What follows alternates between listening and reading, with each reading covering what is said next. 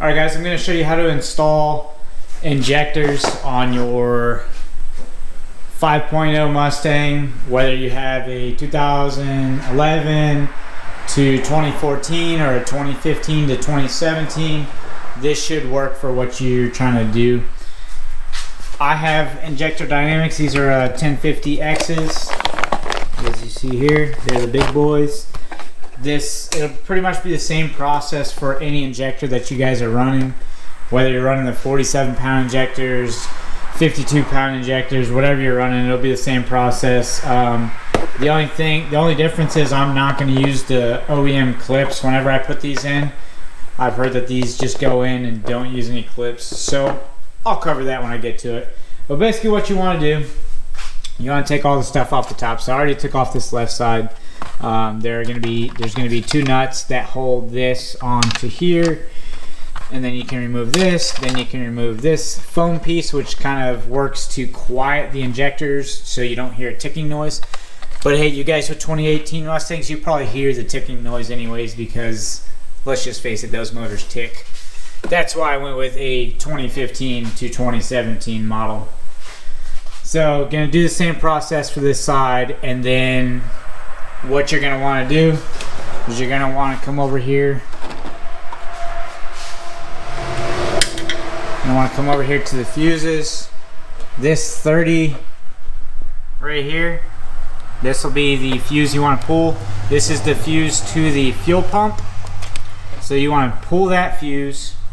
Make sure you don't lose it. Remember how it goes in. It was in there just like that. I mean, I guess it doesn't matter. You could reverse these. But you just want to pull that and then start the car and let the car run out of fuel. So that's what I'm going to do now.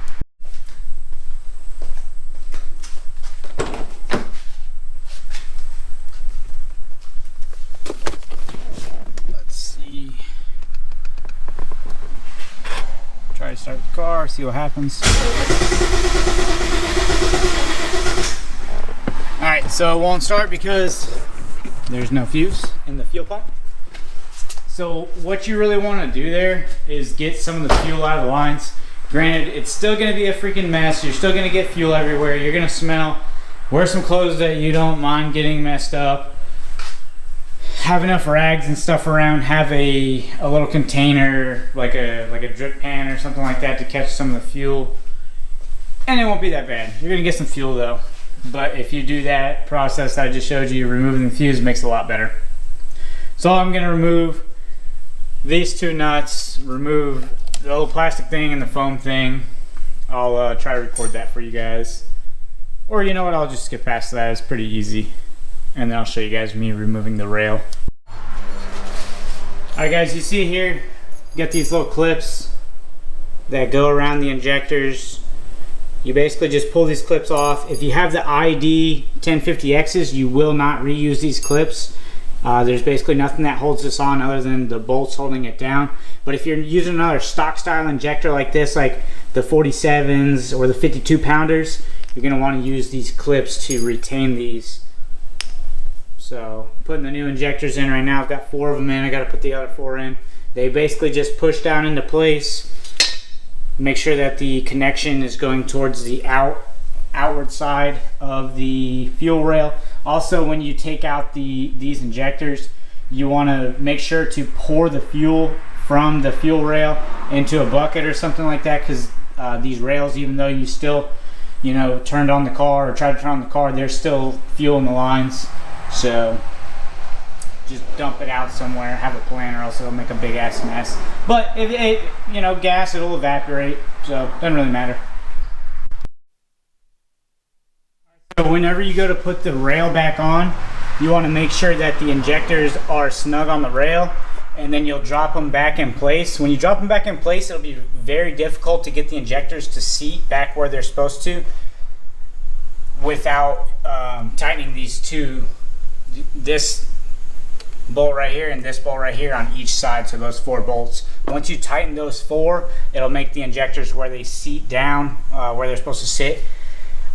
Important thing to do is make sure that the electrical connection for the injector is facing towards the rear of the car. It makes it a lot easier to clip these in.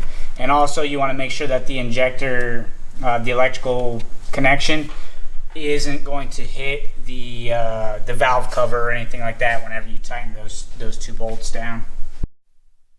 Okay, guys, so what I'm doing right now is I am loading my custom tune on my SCTX4, which I bought from Lund Racing. They're one of the better Mustang tuners out there. There are a few other big names, but I like Alejandro Flores, aka Yellow Douchebag.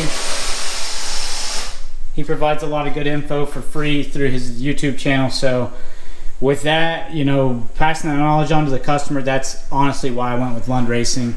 He seems super knowledgeable, and he doesn't try to hold his tradecraft secrets and all that stuff. He pretty much tells you, hey, this is what we do and this is how we do it.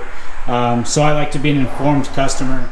I do the work myself, so I can't do tuning. I don't know how to tune vehicles, and you know, I can respect somebody that can educate myself as well as other enthusiasts.